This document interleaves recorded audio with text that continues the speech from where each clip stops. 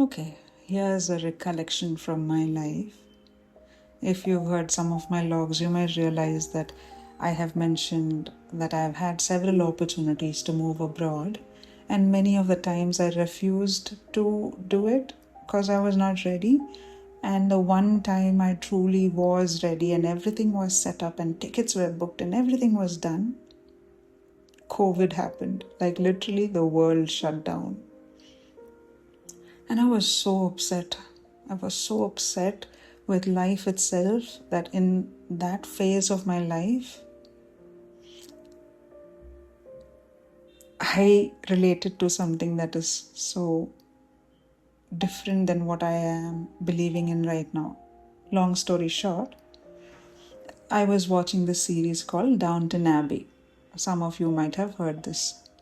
And there is a dialogue in that movie, and I quote, "Hope is a tease designed to prevent us from accepting reality."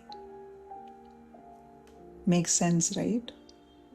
And if you had asked me back then, I would have defended that sentence passionately because I was hurting. And when you're hurting, hope can feel cruel. Hope says things can get better, life may surprise you, this isn't the end of the story. And when you're hurting, hope can feel cruel. Hope says things like, it can get better, life may surprise you, this isn't the end of the story. But when reality keeps refusing to cooperate, hope can begin to feel like a trick. So for a long time, I thought hope was dangerous. But today, I'm not so sure. Because recently, I heard a very famous podcaster say,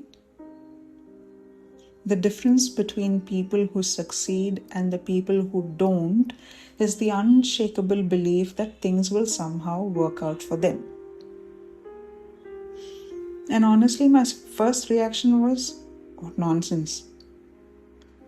But the more I sat with it, the more I realized something. The people expecting success and the people expecting failure are both doing exactly the same thing. They are making predictions about a future that hasn't happened yet. And that's when I found myself accidentally wandering into a conversation about manifestation, all in my head, okay? And this is not because I suddenly believe I can think a Ferrari into my driveway, and not because I think the universe is sitting around waiting to fulfill my wish list, but because I started wondering whether there's something hidden underneath this idea that even makes skeptics like me think twice. And the more I think about it, the more I realize the opposite of manifestation might not be realism. It might be anticipatory defeat. The habit of rehearsing failure before reality has spoken, the habit of imagining what could go wrong before imagining what could go right, the habit of suffering tomorrow's disappointment today. And many of us do this without even realizing it. Not because we are pessimists, because we think we are being realists. But are we? Think about it. Someone applies for a job and says, I'm probably not going to get it. That sounds realistic, right? Another person says, I think I have a good chance. And that suddenly sounds optimistic. Yet both people are talking about a future that hasn't come alive yet. And neither of them knows what is going to happen. But both are guessing. One guess simply sounds more intelligent because it's darker. And that fascinates me because I am a realist at heart. I like logic, evidence. I like things that make sense. Which is why I have struggled with manifestation for a long time. But perhaps there's a version of manifestation that even a realist can appreciate. Not the idea that thoughts magically control reality, but the idea that beliefs influence behavior. Because the person who believes something good might happen shows up differently, right? They notice the opportunities, they start conversations, they submit the application, they make the call, they try again, they stay in the game a little longer. Not because success has been guaranteed, because possibility remains alive. And when opportunity eventually appears, they're there to meet it. But the person expecting disappointment often isn't, because they stop looking, they stop participating, they stop preparing, not always, but often. And suddenly, what looks like manifestation may simply be opportunity meeting preparedness. The person who believed possibility was worth preparing for becomes ready when it arrives. And the person who rehearsed defeat never gave themselves the chance. Perhaps this is why so many people believe manifestation works, not because reality is magically obeying their thoughts, but because their thoughts changed how they engaged with reality. They noticed things others didn't, attempted things others wouldn't, persisted where others quit, and over time, the statistics begin to favor them. Now, I know some people won't like that explanation. Some people will prefer a more spiritual understanding, and that's okay. I'm not trying to prove anything or anyone wrong. I'm simply sharing where my own thinking has landed.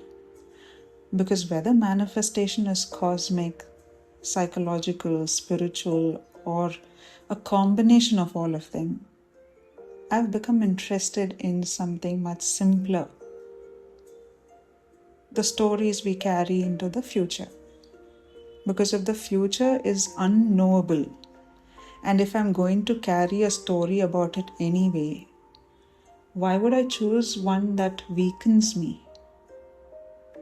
Why would I repeatedly tell myself it probably won't work, nothing good happens, don't get your hopes up, this will end badly, especially when I have absolutely no evidence? Because those are not facts, they are predictions. And predictions are often just stories wearing the costume of certainty. What if I choose a different story? Not certainty, not fantasy, not possibility. Not everything will definitely work out, but something good may happen. Things may turn out better than I expect. There may be opportunities I cannot see yet. Life may surprise me. Because there is no cost to carrying possibility. If it manifests, wonderful. If it doesn't, I still spent my days participating rather than surrendering, hopeful rather than defeated, open rather than closed. And standing where I stand today, I think that matters. And I don't know whether the universe rearranges itself around our thoughts, but I do know this. The people expecting possibility show up differently from the people expecting defeat. And that difference alone can change a life. So here's the question. Not is manifestation real, but what future have you been rehearsing? Because until the future arrives, every prediction is fiction. So if I have the freedom to choose a story, why wouldn't I choose one that leaves me hopeful, engaged, curious, and willing to participate? Because if I'm going to be wrong about the future anyway, I'd rather be wrong while hopeful than wrong while defeated. And perhaps that's the only manifestation I need.